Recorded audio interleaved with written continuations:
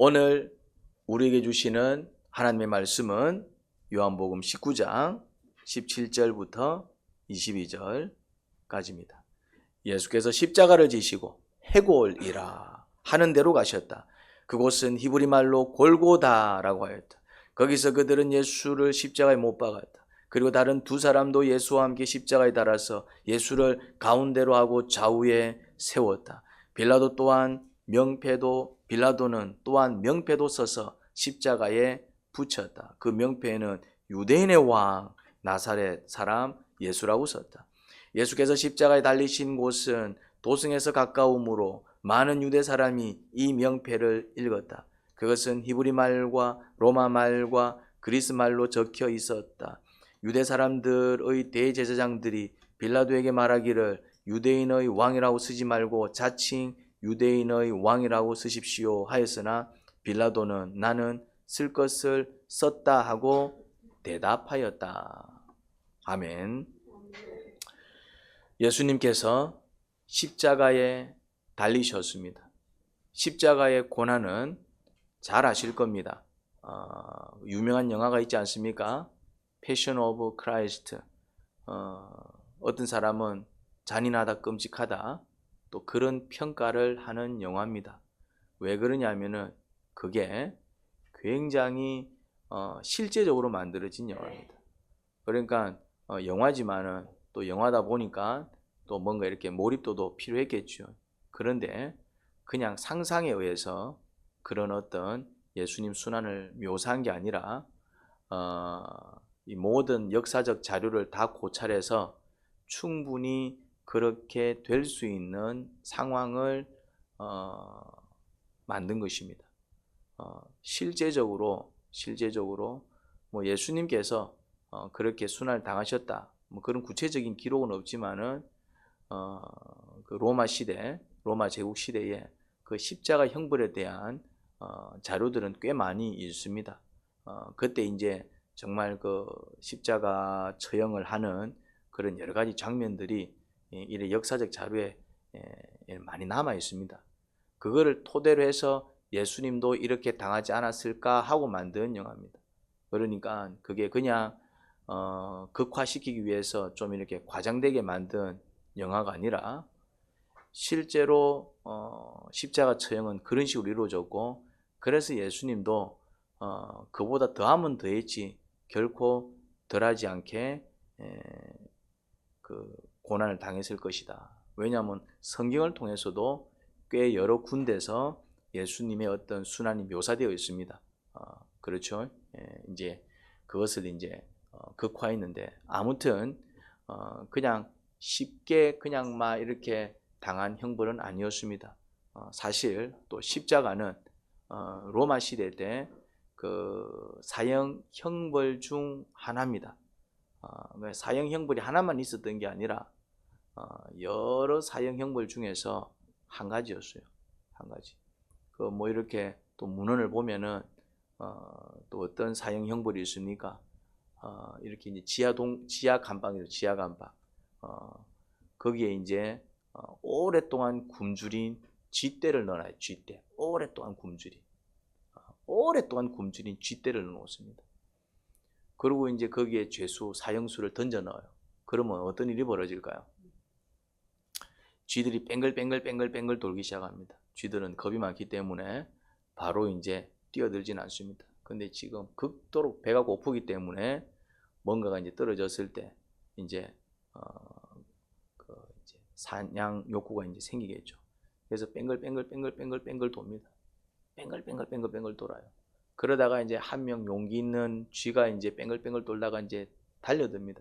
뛰어듭니다. 그러면 어떤 일이 벌어지냐면 그때부터 이제 막 그 모든 쥐떼들이 이제 달려들어서 그냥 산 사람을 어떻게 한다고요?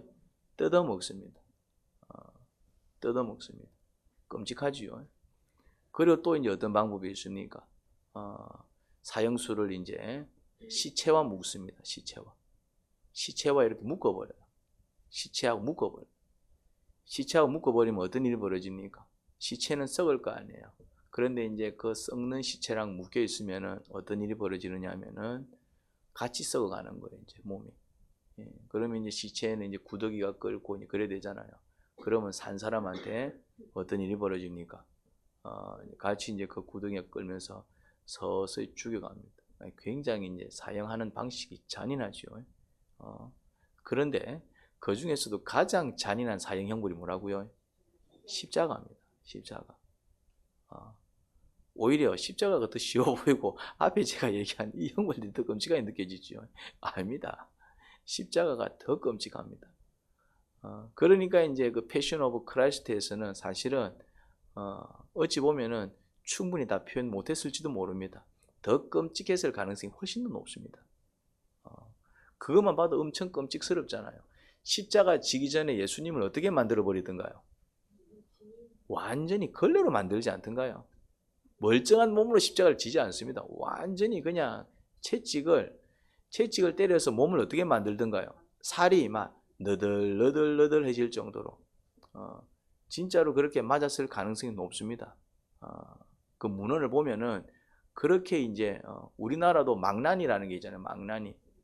혹시 영화에서 보셨습니까? 어떻게 죽이던가요?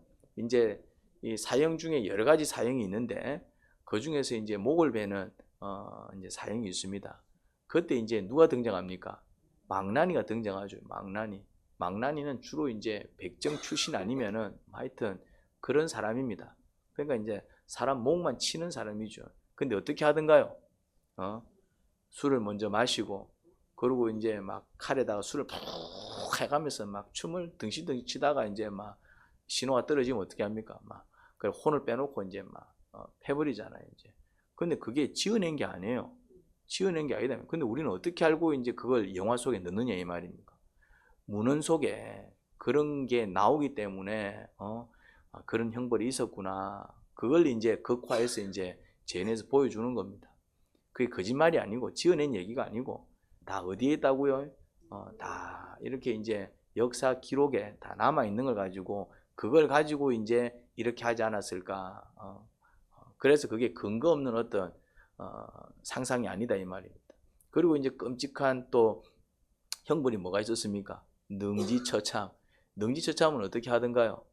능지처참은 사지를 묶어요. 그리고 이제 사지를 묶은 그 줄을 어디에 또 묶습니까? 달구지에 묶습니다. 소한테 묶습니다. 소들이 힘이 세잖아요. 그러면은 같은 방향으로 소들을 몰고 가는 게 아니라 정말 다 다른 방향으로 몰고 갑니다. 그럼 어떤 일이 벌어집니까? 몸이 찢어집니다. 찢어져서 죽습니다. 몸이 찢어져서. 그러니까 이게 그냥 죽이는 게 아니고 어떻게 죽입니까? 처참하게, 그렇죠. 막 고통 중에 고통을 주는 게 목적입니다. 그리고 그것을 할 때는 어디서 합니까? 은밀하게 합니까? 아니면은 사람들을 많이 모아놓고 보는 앞에서 합니까? 성문 밖에, 딱 성 밖에 이제 막 그 사람들 그 들판에 다 모여 있는 가운데서 막 처참하게 그 절규하는 모습 그 보게 하면서, 그러니까 형벌의 의미가 뭡니까? 너가 말 안 들으면 찢어 죽인다. 이게 이제 형벌의 의미 아닙니까? 고대 사회는 더했다고 이제. 그러니까 십자가 형벌도 뭐냐면은 극악무도한 자들을 처참하게 죽이는 형벌 중에 하나인데 그냥 죽이는 게 아닙니다. 어떻게 죽입니까? 그냥 사람들 보란 듯이 높이 세워가지고, 그리고 이제 그 행진할 때 이제 그 주변에 사람들이 다 보고 있습니다. 그 처참한 꼴을 보고 있습니다. 그리고 이제 경고하는 것이죠. 무슨 경고입니까? 너가 말 안 들으면 다 지기 뿐다. 이래 지기 뿐다. 이런 어떤 강한 경고가 들어가 있는 메시지가 사형 형벌입니다. 그런데 예수님께서 그걸 당하셨어요. 그걸 당하셨습니다. 살이 다 찢기시고 말이지. 처참하게 이제. 그리고 이제 십자가를 지고 하는데 십자가 자체도 무거웠지만은 그래 두들겨 맞았으니까 힘이 있겠습니까? 없겠습니까? 그러니까 패션 오브 크라이스트 보면 어떻습니까? 이렇게 지고 하다가 엎어지는데 그대로 얼굴과 머리를 그대로 쳐박으면서 막 자빠지잖아요. 그게 그냥 상상이 아니라니까. 정말 그랬을 가능성이 높아요. 어떻게 알 수 있습니까? 성경에서도 보니까 결국 예수님이 못 지고 가니까 옆에 한 사람 붙들어갖고 네가 좀 도와주라 이러면서 그렇게 이제 한 사람이 지고 가는 내용이 나오잖아요. 예수님께서 감당을 못 하셨다는 뜻입니다. 가다가 막 꼬라박기를 몇 번 하셨다는 얘기예요. 그냥 쳐박은 겁니다. 그러니까 아주 처참한 꼴을 당하신 것이죠. 그리고 이제 올라갑니다. 이제 십자가에 못 박습니다. 그러고는 이제 어떻게 합니까? 달아놓고 이제 이제 몸을 못에다가 달아놓고 이제 그러면 이게 몸 무게가 있기 때문에 이 못에 달려 있어도 몸이 축축축축 처지기 때문에 그 고통은 이루 말할 수 없고, 그리고 이제 그렇게 달아놓고 한 몇 시간 정도 달아놓습니까? 꽤 오래 달아놓습니다. 몸에 있는 피와 이제 물 다 쏟아낼 때까지. 이제 그래가지고 이제 한 6시간, 7시간, 그렇게 이제 달아놓고 이제 그래도 살아있다.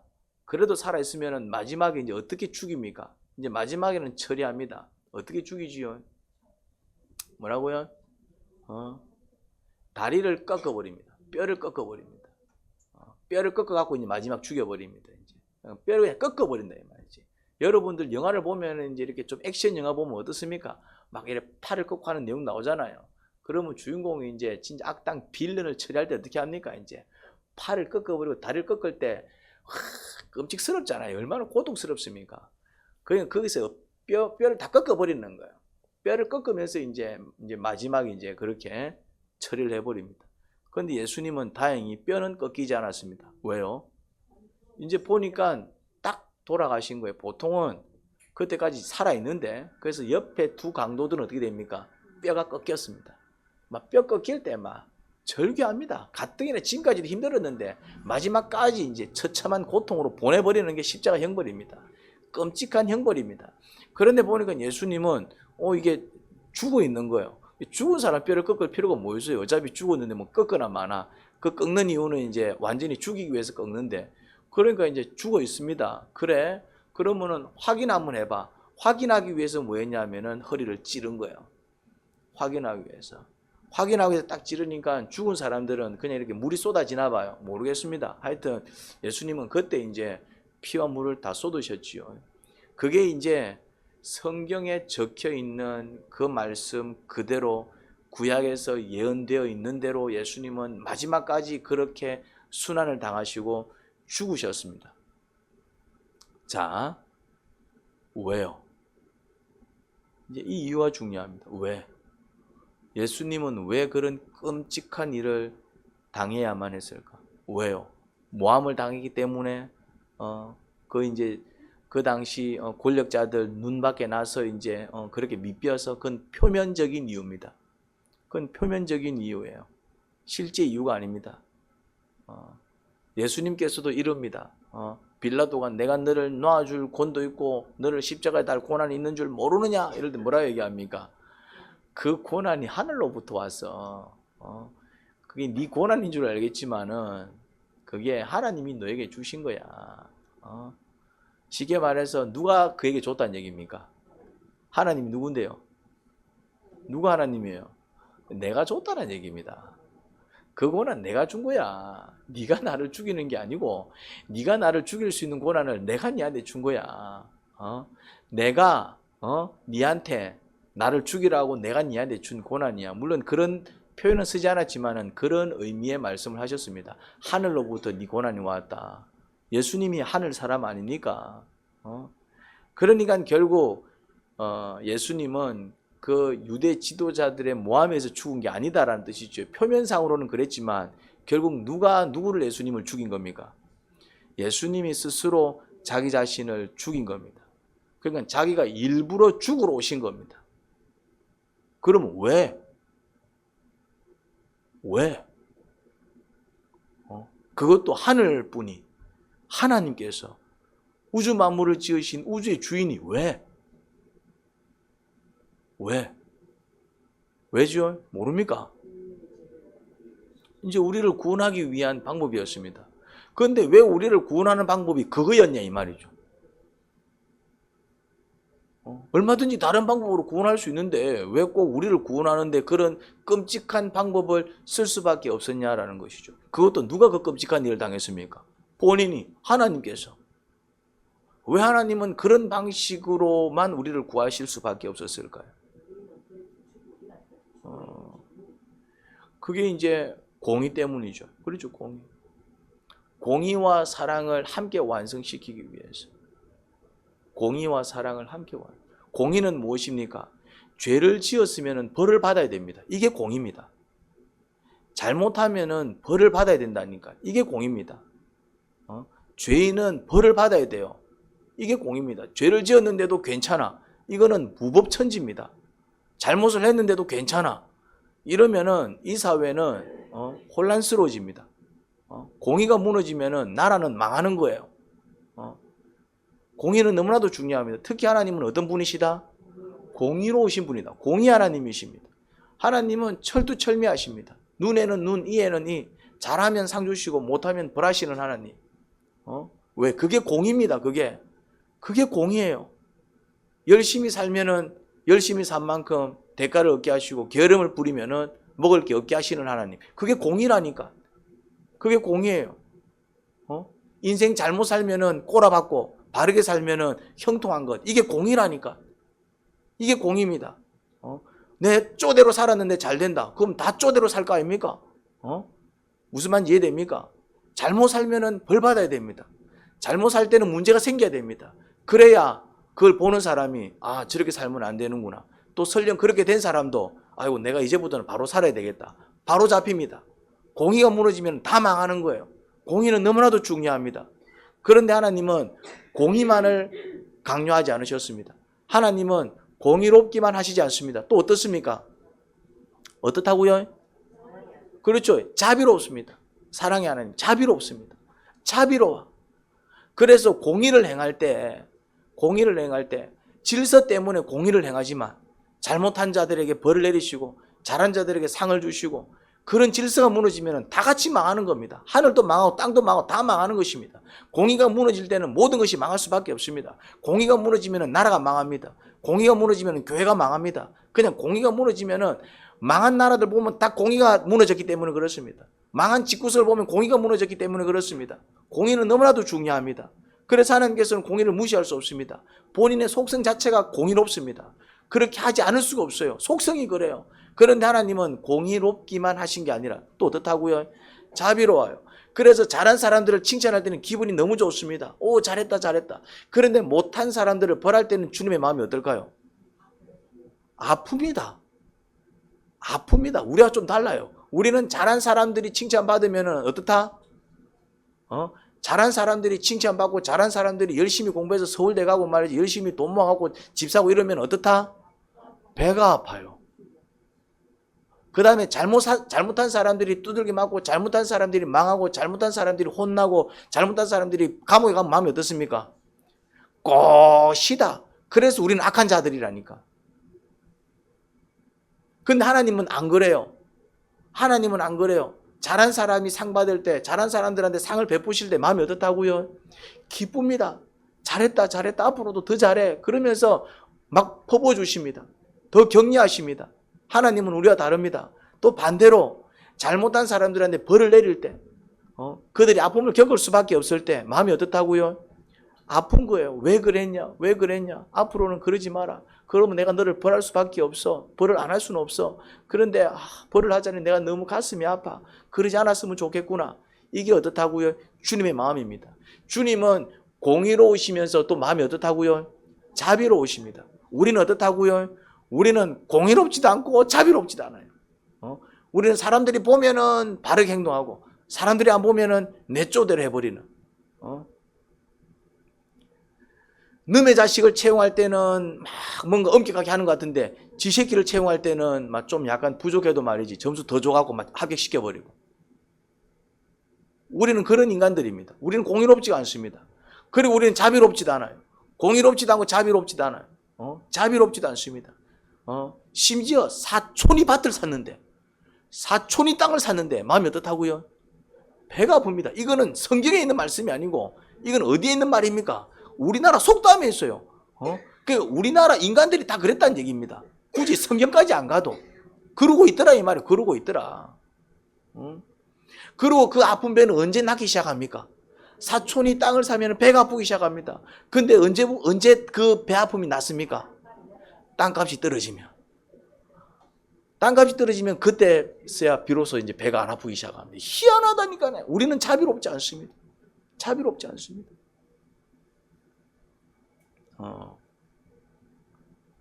그런데 하나님은 자비로우십니다.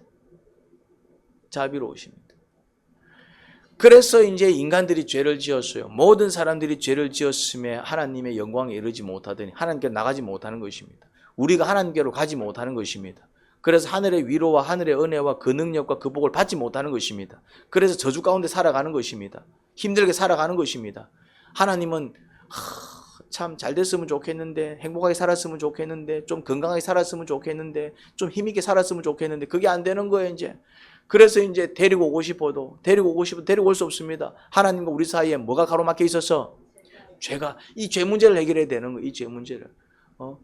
그런데 이제 죄를 그냥 없앨 수는 없는 거예요. 왜? 죄를 그냥 없애버리면은 뭐가 무시됩니까? 공의가 무너진다 이 말. 공의가 무너진다 이 말입니다. 공의가. 그래서 그런데 또 벌을 내리자니까, 그래서 이제 잘못한 만큼 끔찍한 형벌을 내리자니까 어떻습니까? 또 그걸 지켜보셔야 되는 하나님의 마음은 어떻다? 찢어지는 겁니다. 그래서 선택한 방법이 뭐라고요? 재미있는 예화가 하나 있습니다. 옛날에 아주 공의로우신 임금님 한 분이 계셨어요. 공의로우신 임금님이. 이 임금님이 이제 얼마나 이제 공의롭냐 하면은 정말 누구든지 잘못하면 상을 주시고 누구든지 못하면 벌을 내리시는 거예요. 정말 친한 친구도 잘못했다 벌을 내리시는 거예요. 그리고 정말 미천한 사람이어도 잘했다 그러면은 그 공을 칭찬하는 거예요. 이제 그렇게 이제 아주 공의롭게 나라를 다스리니까 백성들이 임금님을 존경했을까요? 안 했을까요? 존경하는 거예요. 존경. 그리고 이제 그 나라는 질서가 잡혀 있었을까요? 안 잡혀 있었을까요? 잡혀 있는 거예요. 이제 지가 좀 힘 좀 세다고 임금님하고 친하다고 함부로 못하는 거예요. 왜? 임금님이 어떻기 때문에? 너무나도 공의롭기 때문에. 나라가 질서가 잡혀 있고, 그리고 이제 백성들은 임금님을 존경하고, 또 임금님이 무슨 말을 해도 따르고. 왜? 공의로우니까. 저분은 믿을 수 있는 분이다. 공의로우니까. 그러니까 좋은 임금님으로 소문이 나 있는 거예요. 그런데 이 임금님은 공의로울 뿐만 아니라 굉장히 효성이 지극한 분이었어요. 나이 많은 어머니를 그렇게 지극정성으로 모시는 거예요, 이제. 그 유약한 어머니를 그렇게 이제 아끼고 보살피는 거예요. 소문이 나 있었어요, 소문이. 왜? 그런 모습들이 자꾸 백성들 사이에 비춰지니까. 우리 임금님은 효성이 정말 지극한 효자야, 효자야. 소문이 쫙 퍼진 거예요. 그런데 하루는 이런 문제가 발생했습니다. 어머니가 그 나라의 법으로 채찍 40대 맞아야 되는 그런 벌을 하나 저지른 거예요. 그래서 이제 공의로우신 분이니까 어떻게 했겠습니까? 조사를 어떻게 했겠습니까? 당연히 정확하게 했겠죠. 그런데 해보니까 진짜로 어머니가 그 나라 형벌로 법으로 채찍 40대 맞아야 되는 죄를 지은 거예요, 이제. 그러니까 이제 이게 막 백성들 사이에서 이제 술렁이기 시작합니다. 이제 한쪽은 이렇게 얘기합니다. 우리 임금님은 너무나도 공의롭기 때문에 어머니의 잘못이어도 어머니를 벌하실 것이다. 왜? 지금까지 그래 왔기 때문에. 누구든지 그래 왔기 때문에. 어머니이지만, 본인이 정말 사랑하는 어머니이지만은 우리 임금님은 한 번도 공의에 어긋난 적이 없기 때문에 이번에 어머님이어도 분명히 벌은 내리실 것이다. 한쪽에서는. 그런데 또 다른 한쪽에서는 아니야. 그런데 이 임금님이 너무 효성이 지극하기 때문에 그래도 어머니한테는 채찍질 하지 않을 거야. 그러면 공의가 무너지잖아. 아니, 이 정도 공의로운 것도 대단한 거야. 그렇게 효성이 지극한 분이 어머니한테 채찍질을 내린다? 있을 수가 없지. 있을 수가 없지. 아니야, 공의로우신 분이기 때문에 벌하실 거야. 아니야, 효성이 지극하기 때문에 어머니는 뭐 좀 다르게 이렇게 용서해 주실 거야. 막 이런 어떤 그 정도로 공의로웠고 그 정도로 효성이 지극했습니다. 그러니까 이제 판단이 안 서는 거예요, 이제. 그런 어떤 의견 분분이 있었습니다. 그래서 정말 이제 재판하는 날이 되었습니다. 그리고 이제 다 재판해 보니까 진짜 문제가 발견이 된 거예요. 그게 이제 딱 이렇게 이제 증명이 된 것입니다. 그때 이제 임금님이 명령을 내립니다. 죄수를 묶어라. 무슨 말입니까? 때리겠다 이 말입니다. 죄수를 묶어라. 그때 이제 이야기합니다. 봐라! 우리 임금님은 공의롭기 때문에 어머니라도 용서하지 아니하고 공의롭게 재판할 거라고 우리가 얘기하지 않았느냐? 막 큰 소리 칩니다. 와, 임금님 너무하네. 임금님 너무하네. 그렇게 효성이 지극하더만 우지된 거고. 막 또 실망한 한쪽에서는 그렇게 이제 딱 채찍을 묶고 이제 집행관한테 채찍을 준비시킵니다. 근데 이 집행관도 이제 좀 이게 영 끌적지근한 거예요. 왜? 누구니까? 임금님의 어머니니까 끌적지근하게 자기가 집판관이라는 게 내가 왜 하필 집판관이 돼가지고 해야 되는 거예요. 이제 그거를 찝찝한 거예요. 이제 그래서 그렇지 뭐 어떻게 이제 임금님이 해라는데 안 하면 이제 직원이 직무유기가 되는데 죄인이 돼버리니까 그래서 이게 찝찝하게 이거 이제 내려칠 수도 없고 이제 임금님은 하던 대로 힘껏 내리쳐라 하는 거 힘껏 내리쳐라.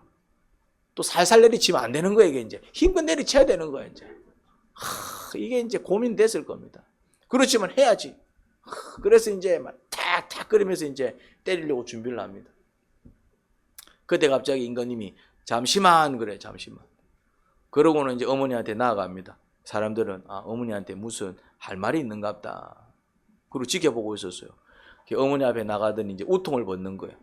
우통을 딱 벗더니 딱 이제 어머니를 감사하는 겁니다. 그러면서 얘기합니다. 집행해라. 그래서 집행관은 어머니를 때립니다. 왜? 법이 그러니까. 그렇지만 그 채찍은 누구의 등에 떨어집니까? 임금님 등에 떨어집니다. 이게 십자가 사건입니다. 실제로 그 못은 누구한테 박혀야 됩니까? 어머니한테 박혀야 된다고. 그 십자가의 그 못은 누구한테 박혀야 됩니까? 내한테 박혀야 됩니다. 그 가시 면류관은 사실은 누가 써야 됩니까? 내가 써야 됩니다. 그 창은 누가 찔려야 됩니까? 내가 찔려야 됩니다. 그런데 왜 예수님께서 내려오셨냐면 이겁니다. 잠깐만. 그러고는 내가 올라가야 될 십자가에 누가 올라가셨다고요? 예수님. 내가 박혀야 될 못에 누가 박히셨다고요? 예수님. 내가 찔려야 될 그 창에 누가 찔리셨다고요? 예수님. 내가 맞아야 될 채찍을 누가 맞으셨다고요? 예수님은. 이 사실을 믿을 때 구원을 받습니다.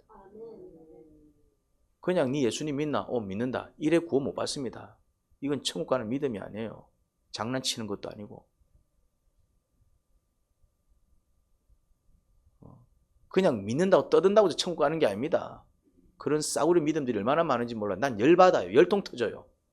그렇게 가르치는 목사도 열받고 그렇게 믿으면서 천국 간다 떠드는 그런 인간들도 열받습니다. 그건 믿음도 아니야. 귀신들도 그렇게 떠든다니까네. 그럼 귀신들도 천국 가겠네. 내가 써야 될 가시 면류관을 주님이 대신 쓰셨고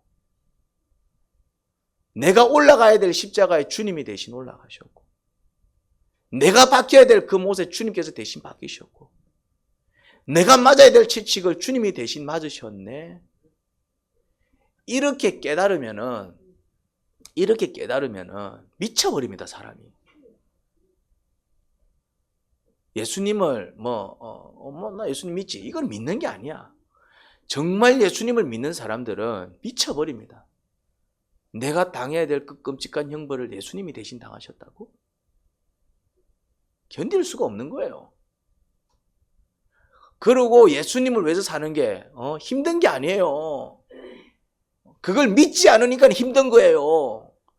예수님께서 나를 대신해서 죽으셨다는 사실을 믿지 않으니까 신앙생활이 힘든 거라고. 무슨 말인지 이해가 됩니까? 예수님께서 정말 나를 위해서 저렇게 내가 당해야 될, 내가 가야 될 지옥에 예수님께서 대신 가셨구나. 지옥이 어떤 곳이고 십자가 형벌이 어떤 것이고 내가 그런 끔찍한 죄인인데 내 대신 주님께서 저렇게 당하셨다고?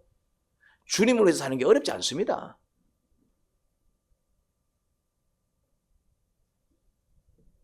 주일날 샷다문을 내려야 되나 올려야 되나 고민 안 합니다. 남편 눈치 안 본다고요. 아직 그 믿음이 없는 거예요. 아니면 믿지만은 그 믿음이 연약하든지, 아니면 왜 나를 구원하는데 주님께서 그런 끔찍한 형벌을 받으셨어? 그냥 조금만 받으셔도 되는데 아직 모르는 거예요. 자기가 얼마나 끔찍한 죄인인 줄. 아직 모르는 거예요. 자기가 얼마나 끔찍한 죄인인 줄. 나 잘 살았는데. 자기 생각입니다. 주님은 내가 받아야 될 형벌을 대신 받으신 거라니까. 내가 그냥 감옥에서 2, 3년 그냥 지내다가 나올 만한 죄를 지었으면 주님도 그냥 감옥에서 2, 3년 지내다 나오셨을 겁니다. 그런데 왜 주님께서는 최악의 그런 어떤 형벌을 당하셨을까요? 우리가 그런 죄수라는 뜻입니다. 주님은 대신 받으신 거라니까. 또 어떤 사람은 그렇게 얘기하더라고. 이제 인류의 모든 죄를 다 합치니까 이게 죄가 너무 커갖고 이제 막 그러니까 이제 이게 그래 된 거다. 아니라니까네 그거. 그래 해석하는 사람 희한한 놈입니다. 희한한 놈. 내가 볼 때 그렇게 해석하는 사람 천국 못 갑니다. 해석이 틀렸어요. 해석이 틀렸습니다. 주님은 모든 인간들이 지은 죄 다 섞어서 벌 받은 게 아니에요. 누구를 대신해서? 나를 대신해서. 각 사람들이 그렇게 고백을 합니다. 그렇게 고백해야 돼요. 예수님께서는 그 십자가를 지실 때에 찍소리도 안 내셨습니다. 채찍 맞을 때에 아예 한 번 안 하셨습니다. 그리고 이제 억울하다 외치지 않으셨습니다. 아무 소리 없이. 여러분들 혹시 양이 도살 당하는 거 보신 적이 있습니까? 양이 도살 당하는 거 보면은 정말 은혜스럽습니다. 한번 기회가 되면은 보면 좋겠는데, 내가 이렇게 봤는데 양을 잡는 걸 봤어요. 양을 이제 딱 도살을 하잖아요. 짐승들은 자기를 도살할 때 알까요, 모를까요? 압니다. 소가 도살장에 끌려갈 때는 눈물을 흘린다 그러잖아요. 짐승은 자기가 도살 당할 때 본능적으로 압니다. 근데 양은요, 도살을 당할 때, 그러면 본능적으로 짐승도 본능은 있기 때문에 이렇게 이제 도살장으로 끌고 갈 때 이게 쉽게 끌고 갈까요? 아니면 끌고 가는 사람이 좀 힘들까요? 좀 힘듭니다. 왜? 안 가려고 할 테니까. 안 가려고 하는 걸 이렇게 끌고 갈 테니까. 때로는 발버둥 치고, 때로는 발버둥을 치고. 근데 양은 딱 도살을 할 때, 이제 딱 죽이려고 하는 순간에 온몸에 힘을 뺍니다. 그리고 울음소리 한 번 안 냅니다. 정말 신기해요. 그렇더라고. 영화가 아니고 어떤 뭘 봤는데, 양을 도살하는 그 이제 영상을 하나 봤는데, 정말 신기합니다. 예수님은 어린 양에 비유한 이유가 있습니다. 번제의 의미도 있지만 제물이 양이었기 때문에. 그런데 양의 속성 중에는 양이 도살을 당할 때는 정말 울음소리조차도 내지 않습니다. 그리고 온몸에 힘을 뺍니다. 뭐란 얘기입니까? 날 죽여라, 이런 어떤 태도를 취합니다. 왜 그러는지 모릅니다. 근데 양은 그런 태도를 취하더라고. 이래 봤는데 몸을 가르고 하는데도 찍소리도 안 냅니다. 산채로 잡아버려요, 그냥. 누가 그러셨다고요? 예수님께서. 이유는 잘못도 없으면서 이유는 한 가지입니다. 당신이 사랑하는 자들을 구원하시겠다라는 그 마음 때문에. 아프지요. 참습니다. 왜요? 내가 사랑하는 자들을 구하기 위해서. 임금님은 채찍을 맞을 때 아팠을까요? 안 아팠을까요? 근데 왜 참았을까요? 그렇지. 엄마가 아픈 것보다 내가 아픈 게 낫다. 우리 엄마가 비명소리 내는 것보다는 내가 아픈 게 나아. 그러니까 아프지만은 안도가 되는 거예요. 이렇게 아픈 걸 우리 어머니가 맞았으면 어찌 될 뻔했을까? 이게 아픈데 안도가 되는 거예요. 억울한 게 아니라, 난 잘못한 게 없는데 왜 날 때려? 억울한 게 아니라, 내가 대신 맞음으로 내 사랑하는 사람이 이 고통과 아픔을 겪지 않아도 될 걸 생각하니까 안도가 되는 거예요. 여러분, 이걸 사랑이라 그럽니다. 이걸 희생이라 그래요. 주님은 바보가 아닙니다. 바보라서 등신이라서 잘못도 없는데 끌려가갖고 아무 소리도 안 하고 막 그렇게 두들겨 맞은 게 아니다 이 말입니다. 주님은 안도하셨습니다. 뭐라고요? 내가 대신 이렇게 끔찍한 일을 당하지 않았으면 내 사랑하는 자들이, 내 사랑하는 자녀들이, 내 사랑하는 백성들이 이 끔찍한 일을 당했을 텐데 내가 대신 맞음으로 그들이 이제 살겠구나. 그러니까 내가 아파서 아픈 게 아니라 이제 그들이 살겠구나라는 것 때문에 안도가 되어야 돼 이 말입니다. 이게 사랑이라니까. 이건 아가페, 하나님만의 사랑입니다. 우리는 그렇게 구원을 받았다 이 말입니다. 구원을 받았다면 그렇게 구원을 받은 것입니다. 그게 교회에서 얘기하는, 성경에서 얘기하는 구원입니다. 네 예수님 믿어. 뭐 현재 이제 과거 이제 미래 이제 다 용서받아. 이제 막 예수님 믿으면 네가 이제 앞으로 무슨 짓을 해서 이런 가르치면 안 돼. 이래 가르치면 안 돼. 이래. 주님께서 어떻게 나를 대신해서 죽으셨는데 그 사실을 정말 믿는다면은 나는 이제 더 이상 그렇게 못 살지. 설령 내가 연약해서 또 그런 실수를 하면 나는 쳐 죽일 놈이지. 주님 죄송해요.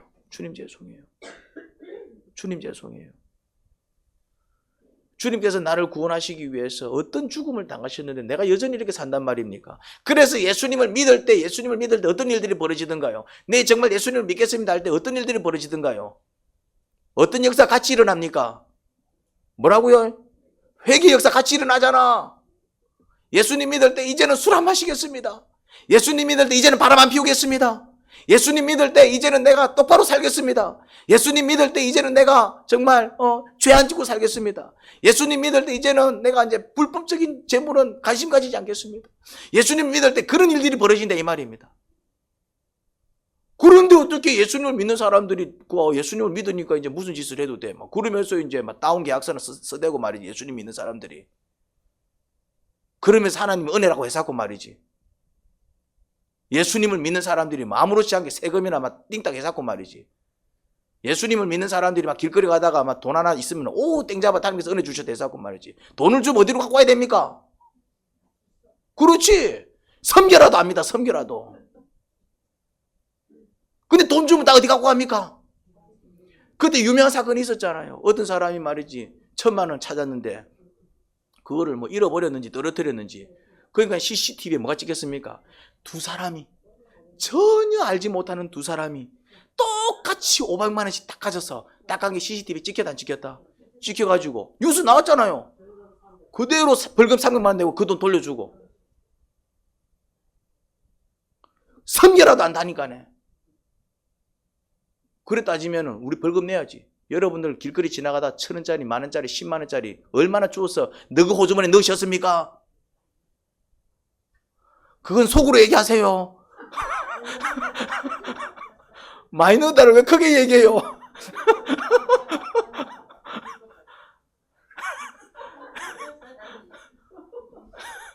우리의 삶 속에 이거 그냥 몇 가지만 얘기한 겁니다. 우리의 삶 속에 어떻게 그래 사냐 이 말이지. 그런 것들이 죄악이요. 이건 아니구나. 그리고 우리의 성정이 얼마나 삐뚤어져 있고 모나 있습니까? 원치 않게 그렇게 이제 막 상처 주고 상처받고, 내가 상처 준 거는 기억 못하고 남 상처 준 것만 기억해서 막 두고두고 욕하고, 그래서 들어보면 서로가 서로를 욕하고 있고, 막 잘해준 거는 기억 못하고 말이지, 상처 준 것만 기억해가지고 말이지, 내 부부 싸움할 때만 우려먹고, 그렇게 살아가는 게 누구의 모습이라고요? 그게 우리 모습입니다. 깨달아야 됩니다. 나는 이래 살다가 지옥 갈 수밖에 없는 인생이구나. 그거 못 깨달으면 예수님 못 믿습니다. 그거 못 깨달은 상태에서 믿는 예수님은 그냥 예수님 좋은 분, 성인, 그냥 그렇게 그냥 지식적으로 아는 어떤 믿음이지, 그건 구원받는 믿음이 아니에요. 내 이래 살다가 지옥 갈 인생이구나. 그런 나를 구원하시겠다고 예수님께서 대신 내 죄값 치르셨구나. 그 믿음이 생기지 않으면 천국 못 갑니다. 죄송하지만. 교회 10년, 20년, 아니 100년, 200년 다녀도 못 갑니다. 예수님 믿어도 못 갑니다. 그 믿음은 구원받는 믿음이 아니기 때문에.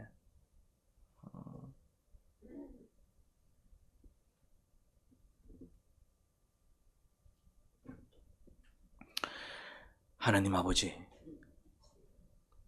저희의 믿음이 어떤 믿음입니까?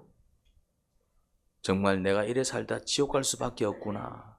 깨닫고 그런 나를 구원하시겠다고 예수님 날 대신 죽으셨구나. 정말 그렇게 믿는 믿음 맞습니까? 그런 믿음이라면 어찌 주님을 위해서 사는 게 힘들 수 있을까요? 불가능합니다. 주님도 나를 위해서 모든 것을 다 내어주셨는데 내가 주님을 위해서 내어주지 못할 게 뭘까? 당연한 것 아니겠습니까? 억지로 시켜 사는 게 아닙니다. 깨닫는 자들이 복 받는 것입니다. 주님, 값싼 복음과 믿음에 속아서 헛된 인생 사는 것이 아니라 정말 먼저 내가 어떤 자인지 깨닫는 기회를 허락하시고 내 삶, 내 모습이 하나하나 죄악인 줄 깨닫게 하시고 아버지 보시기에 정말 악한 모습인 줄 깨닫게 하시고 그냥 뭐 내 혼자 괜찮아 그렇다고 해서 괜찮은 게 아닙니다. 그리고 그런 나를 구원하시겠다고 그 모든 피와 물을 다 쏟으신 예수님, 그 은혜를 깨달아야 합니다. 그 사실을 믿을 수 있어야 합니다. 그렇게 예수님을 믿을 때 천국 가는 것입니다. 그런 자가 성화를 경험합니다. 더 이상 이제 이렇게 살 수 없는 것입니다. 죄인으로 살 수 없는 것입니다. 설령 연약해서 무지해서 또 죄를 지어도 내가 왜 그랬을까 후회하고 반성하면서 깊이 사죄하고 깊이 회개하고 그런 어떤 변화의 길을 걸어갑니다. 우리는 평생 그렇게 살아야 할 것입니다. 그런 복된 인생을 살게 하소서. 예수님 이름으로 기도합니다. 아멘.